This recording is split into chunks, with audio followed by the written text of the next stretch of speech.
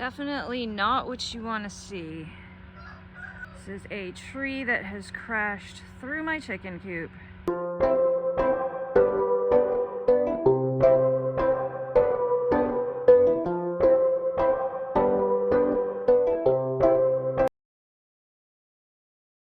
But my chicken run is destroyed.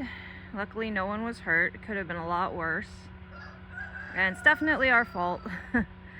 This tree had been leaning for quite some time. I just never really felt comfortable with taking that tree down, even though it was leaning for weeks and it really was dangerous. I was worried about my chickens. My boyfriend was worried about me walking under that tree. But I didn't feel comfortable taking it down. I didn't feel like we had the equipment or the experience to do it safely. And so I just kept putting it off and ignoring it. And so this storm came about, and it was probably really the best thing that it happened overnight. The chickens were in the coop, so didn't have to worry about them getting hurt. Thankfully, the tree did not touch the building that the chickens were housed in. It was just the run outside. So it could have been so much worse. But the takeaway from this experience, from this storm, trying to keep a positive attitude, I did learn that even if something is difficult or uncomfortable or you don't want to do it, get it done. Just as issues arise, you need to take care of them. So that was a big takeaway for me, because now I have to rebuild a chicken run, and I really got lucky that no one got hurt. Tackle problems immediately as they arrive. No more procrastination. We have no electricity. About 8 o'clock last night, we lost electricity. It's almost 8 o'clock at night now. So I want to make sure that I bring my chicks in. They are 5 weeks old, and it's going to be in the 30s tonight, the low 30s. Last night it was probably in the high 40s, low 50s. So I felt like they were okay, but they don't really seem like they're okay now. I just really don't want to take the chance that they're gonna freeze to death. So I'm gonna bring them in tonight. There's 46 of them. So I'm gonna put them in cat carriers and see if I can keep them overnight in my living room.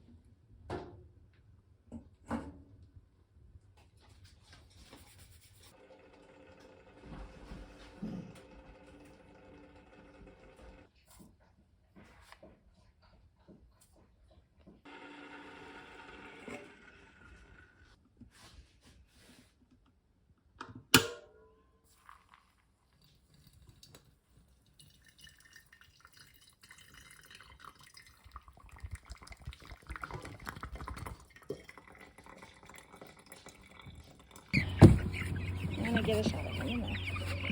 Oh, too many. There. Thank you so much.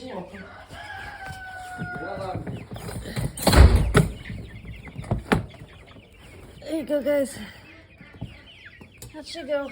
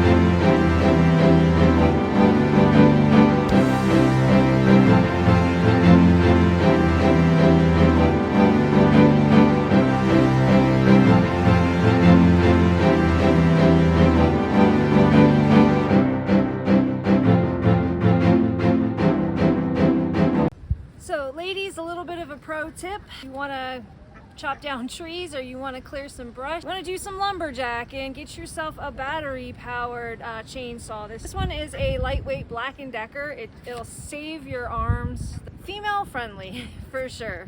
So I highly recommend this. I feel like I've had a few days now to reflect on losing power, and I'm really starting to realize that there are some major gaps in some of the preparations. I know earlier this summer I had someone ask me, what made you want to do this whole homesteading thing?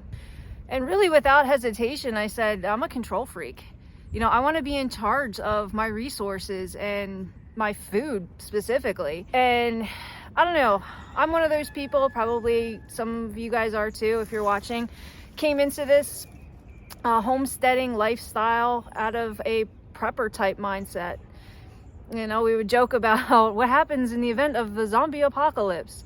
You know, and after about season 2 of The Walking Dead, I realized that I'm not badass enough to live in a world of a zombie apocalypse. I'd probably die in the first season easily. But, you know, people talk about grid down situation. What happens if the power grid fails and you have to live in the dark ages, essentially? And I always thought, I'll be fine.